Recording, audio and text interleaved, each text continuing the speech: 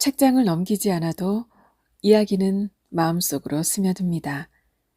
언제 어디서나 무엇을 하시든지 우리들만의 작은 도서관을 만나보세요. 아름다운 소리책방에서요. 오늘은 1935년에 발표된 이효석 작가의 메밀꽃 필 무렵을 준비했습니다. 메밀꽃은 늦여름에 피는데요.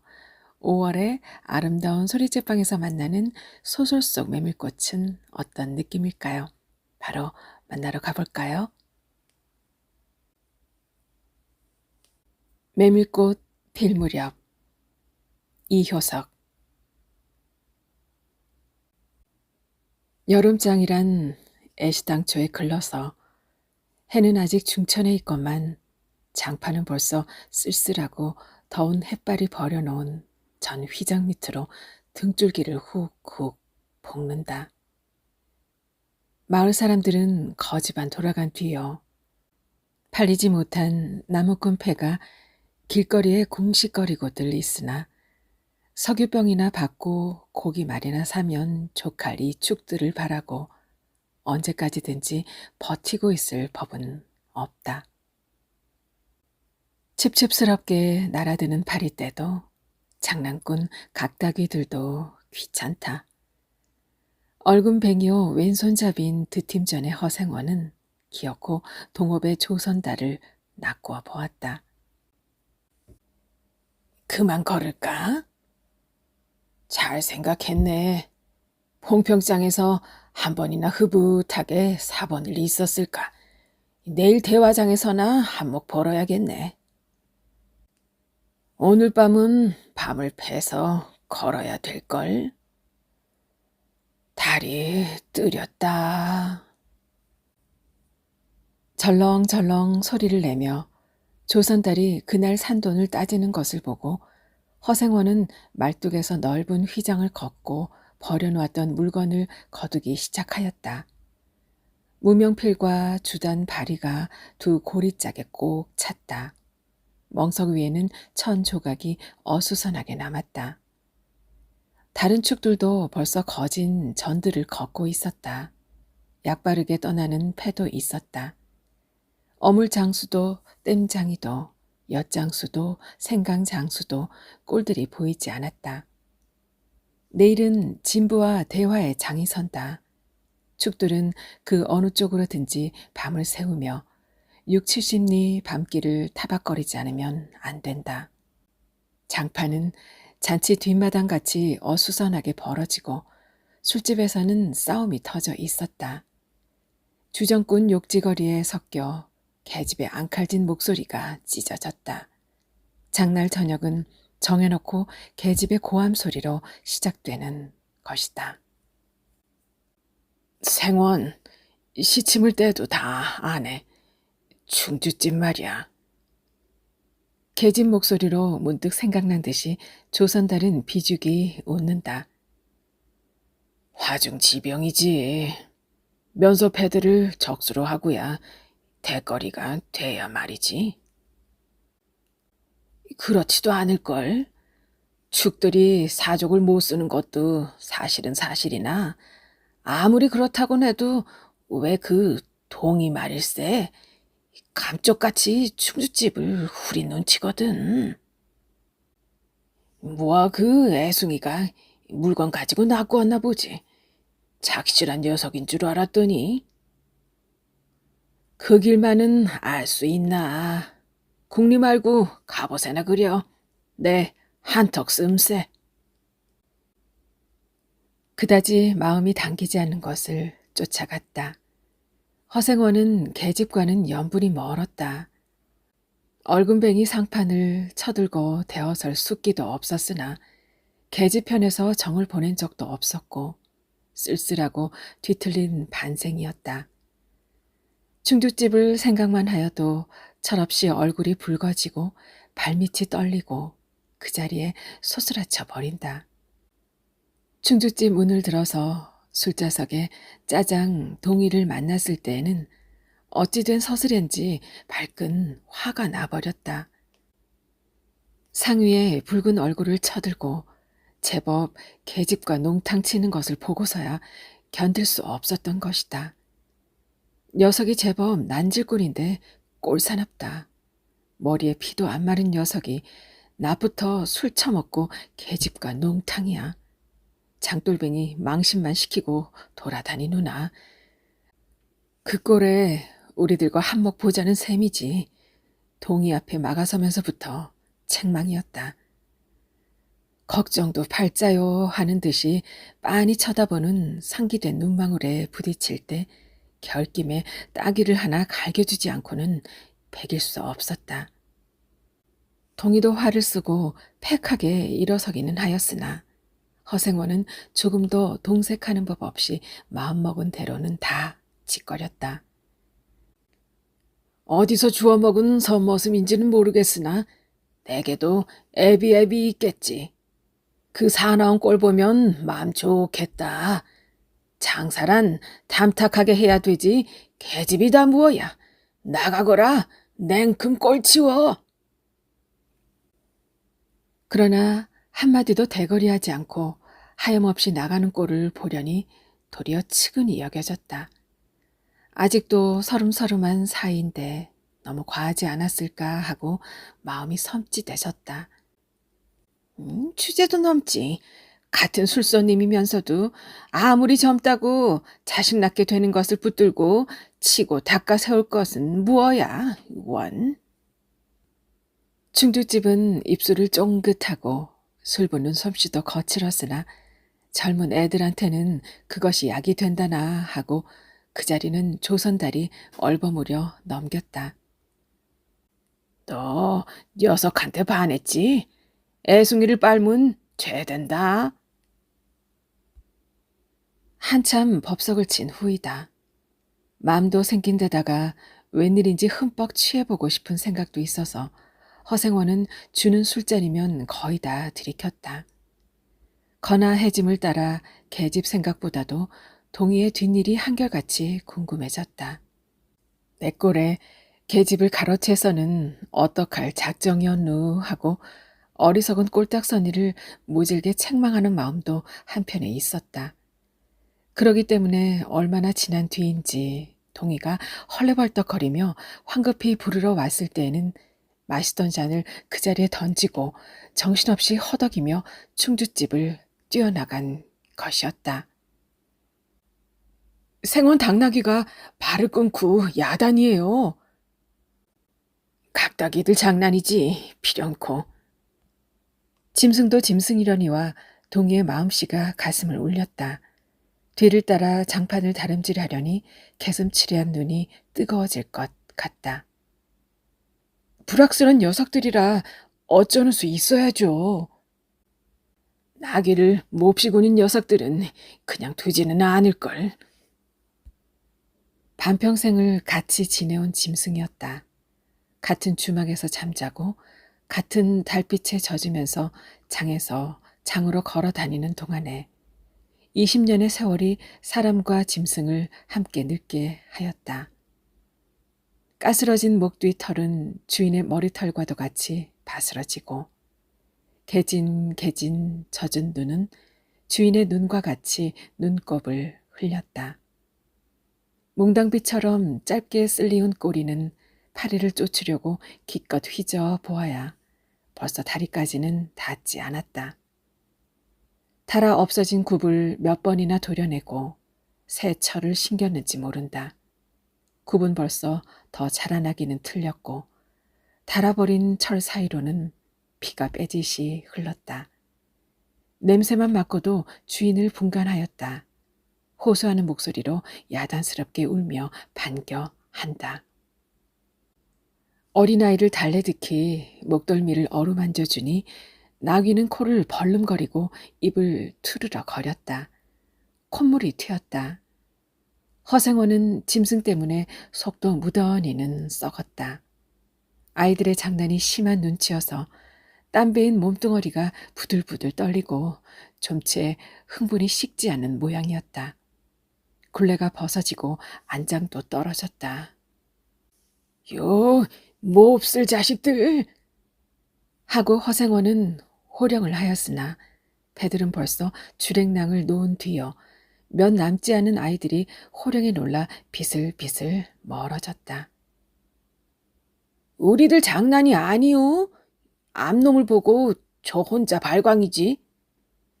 코울릭의 한 녀석이 멀리서 소리를 쳤다.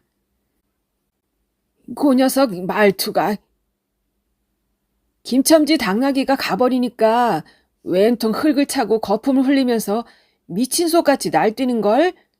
꼴이 우스워 우리는 보고만 있었다우. 배를 좀 보지. 아이는 앵돌아진 투로 소리를 치며 깔깔 웃었다. 허생원은 모르는 결에 낯이 뜨거워졌다. 무시선을 막으려고 그는 짐승의 배 앞을 가려서지 않으면 안 되었다. 늙은 주제에 암샘을 내는 셈이야. 저놈의 짐승이. 아이의 웃음소리에 허생원은 주춤하면서 기어코 견딜 수 없어 채찍을 들더니 아이를 쫓았다. 쫓으려거든 쫓아보지. 왼손잡이가 사람을 때려. 줄다름에 달아나는 각다귀에는 당하는 체주가 없었다. 왼손잡이는 아이 하나도 후릴 수 없다. 그만 채찍을 던졌다. 술기도 돌아 몸이 유난스럽게 화끈거렸다. 그만 떠나세. 녀석들과 어울리다가는 한이 없어. 장판의 각다귀들이란 어른들보다도 더 무서운 것들인걸. 조선달과 동이는 각각 제 나귀의 안장을 얹고 짐을 싣기 시작하였다. 해가 꽤 많이 기울어진 모양이었다. 득팀 전 장도리를 시작한 지 20년이나 되어도 허생원은 봉평장을 빼놓은 적은 드물었다. 충주, 제천 등의 이웃 군에도 가고 멀리 영남 지방도 헤매이기는 하였으나 강릉쯤에 물건하러 가는 외에는 처음부터 끝까지 군내를 돌아다녔다. 닷새만큼씩의 장날에는 달보다도 확실하게 면에서 면으로 건너간다. 고향이 청주라고 자랑삼아 말하였으나 고향에 돌보러 간 일도 있는 것 같지는 않았다. 장에서 장으로 가는 길에 아름다운 강산이 그대로 그에게는 그리운 고향이었다. 반날 동안이나 뚜벅뚜벅 걷고 장터 있는 마을에 거지반 가까웠을 때 거친 나귀가 한바탕 우렁차게 울면, 더구나 그것이 저녁 역이어서 등불들이 어둠 속에 깜빡거릴 무렵이면 늘 당하는 것이건만 허생원은 변치 않고 언제든지 가슴이 뛰놀았다. 젊은 시절에는 알뜰하게 벌어 돈푼이나 모아본 적도 있기는 있었으나 읍내에 백중이 열린 해 호탕스럽게 놀고 투전을 하고 하여 사흘 동안에 다 털어버렸다. 나귀까지 팔게 된 판이었으나 애끓는 정분에 그것만은 이를 물고 단념하였다. 결국 도라미 타블로 장도리를 다시 시작할 수밖에 없었다. 짐승을 데리고 읍내를 도망해 나왔을 때에는 너를 팔지 않기 다행이었다고 길가에서 울면서 짐승의 등을 어루만졌던 것이었다. 빚을 지기 시작하니 재산을 모을 염은 당초에 틀리고 간신히 입에 풀칠을 하러 장에서 장으로 돌아다니게 되었다. 호탕스럽게 놀았다고는 하여도 계집 하나 후려보지는 못하였다. 계집이란 좀 쌀쌀하고 매정한 것이었다. 평생 인연이 없는 것이라고 신세가 서글퍼졌다. 일신에 가까운 것이라고는 언제나 변함없는 한 필의 당나귀였다. 그렇다고는 하여도 꼭 한 번의 첫일을 잊을 수는 없었다. 뒤에도 처음에도 없는 단 한 번의 괴이한 인연. 봉평에 다니기 시작한 젊은 시절의 일이었으나 그것을 생각할 적만은 그도 산 보람을 느꼈다. 달밤이었으나 어떻게 해서 그렇게 됐는지 지금 생각해도 도무지 알 수는 없었다. 허생원은 오늘 밤도 또 그 이야기를 끄집어내려는 것이다. 조선달은 친구가 된 이래 귀에 못이 박히도록 들어왔다. 그렇다고 실증을 낼 수도 없었으나 허생원은 시침을 떼고 되풀이할 때로는 되풀이하고야 말았다. 달밤에는 그런 이야기가 격에 맞거든. 조선달편을 바라는 보았으나 물론 미안해서가 아니라 달빛에 감동하여서였다. 잊으러는 졌으나 보름 가제에 지난 달은 부드러운 빛을 흔부시 흘리고 있다. 대화까지는 70리의 밤길, 고개를 둘이나 넘고 개울을 하나 건너고 벌판과 산길을 걸어야 된다. 길은 지금 긴 산허리에 걸려 있다. 밤중을 지난 무렵인지 죽은 듯이 고요한 속에서 짐승 같은 달의 숨소리가 손에 잡힐 듯이 들리며 콩포기와 옥수수 잎새가 한층 달에 푸르게 젖었다. 산허리에는 온통 메밀밭이어서 피기 시작한 꽃이 소금을 뿌린 듯이 흐뭇한 달빛에 숨이 막혀 하였다. 붉은 대궁이 향기같이 애잔하고 나귀들의 걸음도 시원하다. 길이 좁은 까닭에 세 사람은 나귀를 타고 외줄로 늘어섰다. 방울 소리가 시원스럽게 딸랑딸랑 메밀 밖으로 흘러간다. 앞장선 허생원의 이야기 소리는 꽁무니에 선 동이에게는 확적히는 안 들렸으나 그는 그대로 개운한 제 멋에 적적하지는 않았다. 장선고 이런 날 밤이었네. 객주집 도방이란 무더워서 잠이 들어야지. 밤중은 돼서 혼자 일어나 개울가에 목욕하러 나갔지. 봉평은 지금이나 그제나 마찬가지나 보이는 곳마다 메밀밭이어서 개울가가 어디 없이 하얀 꽃이야. 돌밭에 벗어도 좋을 것을 달이 너무도 밝은 까닭에 옷을 벗으러 물방앗간으로 들어가지 않았나. 이상한 일도 많지. 거기서 난데없는 성서방네 처녀와 마주쳤단 말이네. 봉평서야 제일 가는 일색이었지. 팔자에 있었나 보지. 아무렴하고 응답하면서 말머리를 아끼는 듯이 한참이나 담배를 빨 뿐이었다. 구수한 자줏빛 연기가 밤기운 속에 흘러서는 녹았다. 날 기다린 것은 아니었으나 그렇다고 달리 기다리는 논팽이가 있는 것도 아니었네. 처녀는 울고 있단 말이야. 짐작은 되고 있었으나 성서방네는 한창 어려워서 들고 날 판인 때였지. 한 집안 일이니 딸에겐들 걱정이 없을 리 있겠나. 좋은 데만 있으면 시집도 보내련만 시집은 죽어도 싫다지. 그러나 처녀란 울 때같이 정을 끄는 때가 있을까. 처음에는 놀라기도 한 눈치였으나 걱정했을 때는 누그러지기도 쉬운 듯해서 이럭저럭 이야기가 되었네. 생각하면 무섭고도 기막힌 밤이었어. 제천인지로 주랭랑을 놓은 건 그 다음 날이었나? 다음 장또막에는 벌써 웬 집안이 사라진 뒤였네. 장파는 소문에 발끈 뒤집혀 고작해야 술집에 팔려가기가 생수라고 처녀의 뒷공론이 자자들 하단 말이야. 제천 장판을 몇 번이나 뒤졌겠나. 하나 처녀의 꼴은 꽁거 먹은 자리야. 첫날 밤이 마지막 밤이었지. 그때부터 봉평이 마음에 든 것이 반평생을 두고 다니게 되었네. 평생인들 잊을 수 있겠나. 수 좋았지. 그렇게 신통한 일이란 쉽지 않어. 항용 못난 것 얻어 새끼 낳고 걱정 늘고 이 생각만 해도 진절이 나지. 그러나 늙음악바지까지 장돌뱅이로 지내기도 힘드는 노릇 아닌가.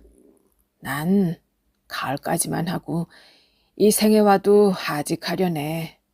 대화쯤에 조그만 전빵이나 하나 버리고 식구들을 부르겠어. 사시장철 뚜벅뚜벅 걷기란 여간 이래야지. 얘 처녀나 만나면 같이나 살까? 난 거꾸러질 때까지 이 길 걷고 저 달 볼 테야. 산길을 벗어나니 큰 길도 튀어졌다. 꽁무니의 동이도 앞으로 나서 나귀들은 가로늘어섰다. 총각도 젊겠다. 지금이 한창 시절이렸다. 충주집에서는 그만 실수를 해서 그 꼴이 되었으나 설게 생각 말게. 천만에요. 되려 부끄러워요. 계집이란 지금 웬 제격인가요? 자나깨나 어머니 생각뿐인데요. 허생원의 이야기로 실심해한 끝이라 동희의 어조는 한풀 수그러진 것이었다.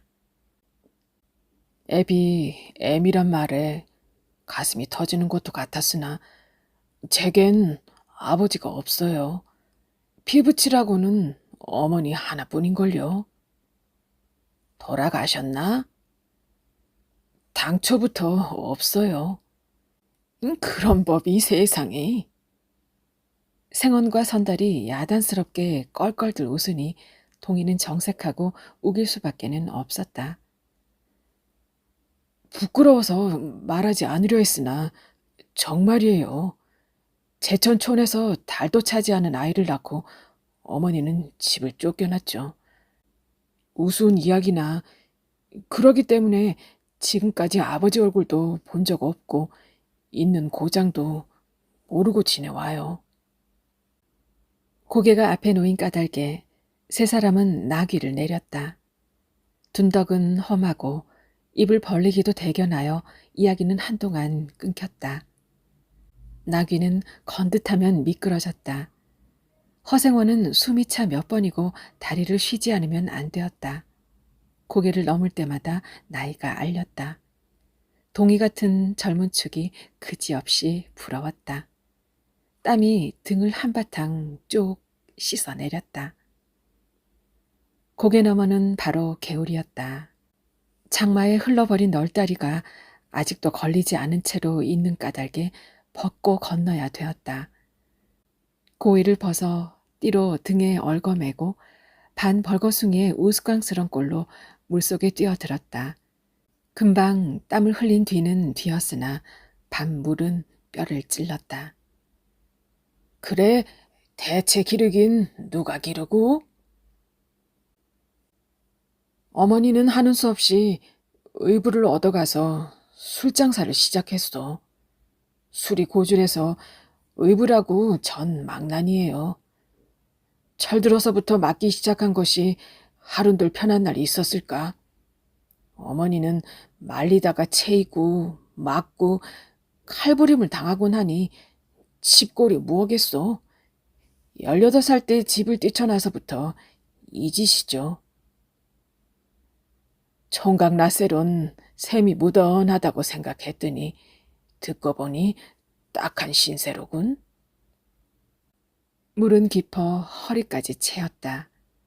속 물살도 어지간히 센 데다가 발에 채이는 돌멩이도 미끄러워 금시에 훌칠 듯하였다. 나귀와 조선달은 재빨리 거의 건넜으나 동이는 허생원을 붙드느라고 두 사람은 훨씬 떨어졌다. 모친의 친정은 원래부터 제천이었던가? 웬걸요? 시원스리 말은 안 해주나 봉평이라는 것만은 들었죠. 봉평. 그래 그 애비 성은 무엇인고? 알 수 있나요? 도무지 듣지를 못했으니까. 그렇겠지. 하고 중얼거리며 흐려지는 눈을 까물까물 하다가 허생원은 경망하게도 발을 빗디뎠다. 앞으로 고꾸라지기가 바쁘게 몸째 풍덩 빠져버렸다. 허부적 거릴수록 몸을 걷잡을 수 없어 동이가 소리를 치며 가까이 왔을 때에는 벌써 퍽이나 흘렀다. 옷째 졸작 젖으니 물에 젖은 개보다도 참혹한 꼴이었다. 동이는 물속에서 어른을 헷깝게 업을 수 있었다. 젖었다고는 하여도 여인 몸이라 장정등에는 오히려 가벼웠다. 이렇게까지 해서 안 됐네. 내 오늘은 정신이 빠진 모양이야. 염려하실 것 없어요. 그래, 모치는 아비를 찾지는 않는 눈치지. 늘 한번 만나고 싶다고는 하는데요. 지금 어디 계신가? 의부와도 갈라져 제천에 있죠. 가을에는 봉평에 모셔오려고 생각 중인데요. 이를 물고 벌면 이럭저럭 살아갈 수 있겠죠. 아무렴 기특한 생각이야. 가을이랬다. 동이의 탐탁한 등허리가 뼈에 사무쳐 따뜻하다. 물을 다 건넜을 때는 도리어 서글픈 생각에 좀 더 엎였으면도 하였다. 진종일 실수만 하니 웬일이요, 생원? 조선달은 바라보며 기어코 웃음이 터졌다. 낙이야, 낙이 생각하다 실족을 했어. 말 안 했던가? 저 꼴에 제법 새끼를 얻었단 말이지. 읍내 강릉집 피마에게 말일세. 귀를 쫑긋 세우고 달랑달랑 뛰는 것이 나귀 새끼같이 귀여운 것이 있을까? 그것 보러 나는 일부러 읍내를 도는 때가 있다네. 사람을 물에 바치울 젠따는 대단한 나귀 새끼군. 허생원은 젖은 옷을 웬만큼 짜서 입었다. 이가 덜덜 갈리고 가슴이 떨리며 몹시도 추웠으나 마음은 알 수 없이 둥실둥실 가벼웠다. 주막까지 부지런히들 가세나. 뜰에 불을 피우고 후투시 쉬어. 나귀에겐 더 물을 끓여주고 내일 대화장 보고는 제천이다. 생원도 제천으로? 오래간만에 가보고 싶어. 동행하려나, 동이? 나귀가 걷기 시작하였을 때 동이의 채찍은 왼손에 있었다. 오랫동안 아독신이 같이 눈이 어둡던 허생원도 요번만은 동이의 왼손잡이가 눈에 띄지 않을 수 없었다. 걸음도 획같고 방울소리가 밤 벌판에 한층 청청하게 울렸다. 달이 어지간히 기울어졌다. 네, 이호석 작가의 메밀꽃 필 무렵 함께 들어보셨습니다. 1936년 조광지에 발표된 단편 소설로 한국 현대문학을 대표하는 작품 중에 하나죠. 아름다운 자연 묘사와 또 인간의 운명적 만남을 다룬 감성 이야기로 많은 사랑을 받고 있는 작품입니다. 저는 다음 시간에 또 다른 이야기로 찾아뵐게요. 그때까지 행복한 시간 이어지시길 바랄게요. 여기는 아름다운 소리 책방입니다.